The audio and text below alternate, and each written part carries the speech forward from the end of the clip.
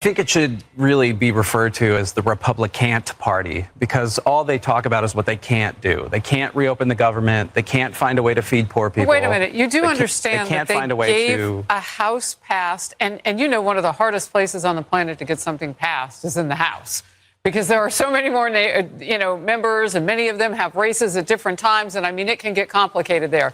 They passed a continuing resolution, much like the Democrats have done, and Republicans have voted to support those resolutions north of a dozen times with Chuck Schumer at the helm of Democrats. But that's not what the Democrats are willing to do this time around. But Republicans really, they control all three branches of government. They own the shutdown. There's no question about it. And as far as immigration goes, I have a friend who is in the process of legally becoming a U.S. citizen. He has filed the right paperwork. He has gone to all the appointments. He's done everything he has to do. He is so terrified of being picked up and thrown in detention by ICE that he is basically just going back to Brazil. That is not where we should be. And this plays into the affordability crisis. This city and all cities and all parts of the American economy run on the kinds of typically cheaper labor that immigrants provide to us. The prices of everything go up when the labor prices go up. And we are removing a really important part of the pathway to becoming part of this country when we terrify communities of immigrants. We should be doing it. What's so interesting about this gathering today, we have really, really diverse thought on this panel today. We're blessed with that. We've got some independents. We don't know which way you guys are going to go on which issue. But I want to make sure that we're sticking with the facts here. This is in Democrats' hands. And we don't have the ability to have the facts driven by our freedoms. I mean, by our feelings, forgive me, by our feelings. And so if Democrats step in and give this, they still have a little bit of time before that original document even runs out. I mean, you think people are hurting now.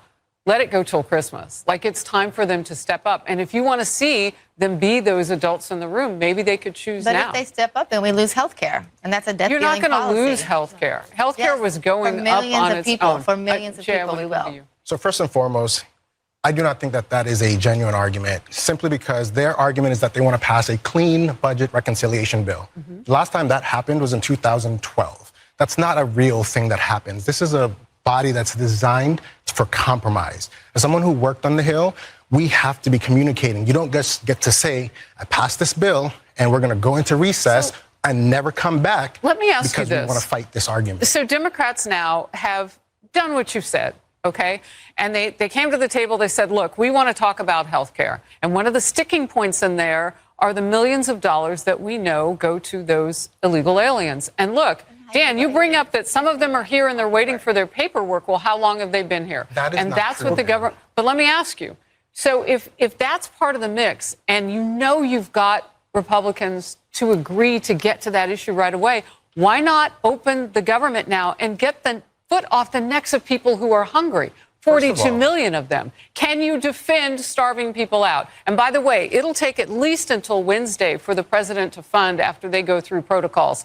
72 more hours? Go ahead, defend that. Okay, so first of all, the Affordable Care Act specifically does not provide funding to people who are not here and legally here for citizenship. It specifically says that in the actual law. And you don't think that that's happening? Okay. And so the anecdotal wait. So if that's the case, confirmations of that don't count. If that's the case, right, then that's where the DOJ is supposed to bring charges against whoever is doing that. Now, on top of that, using this, because the government could, the president could have allocated funds to continue SNAP. There was money that has been put aside for this that he did. Well, that's what he's talking about right now.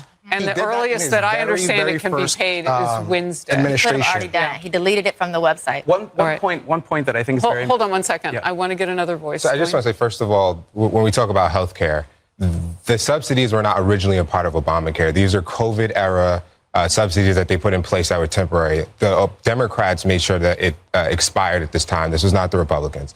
Second of all, if you want to negotiate on those subsidies, you shouldn't be holding the U.S. citizens hostage. It's just that simple. It's wrong when Republicans do it. It's wrong when Democrats do it. And the fact that the Democrats have voted over 13 times to not open up the government, if they care about food, we shouldn't be talking about emergency funds. We should be having an open government.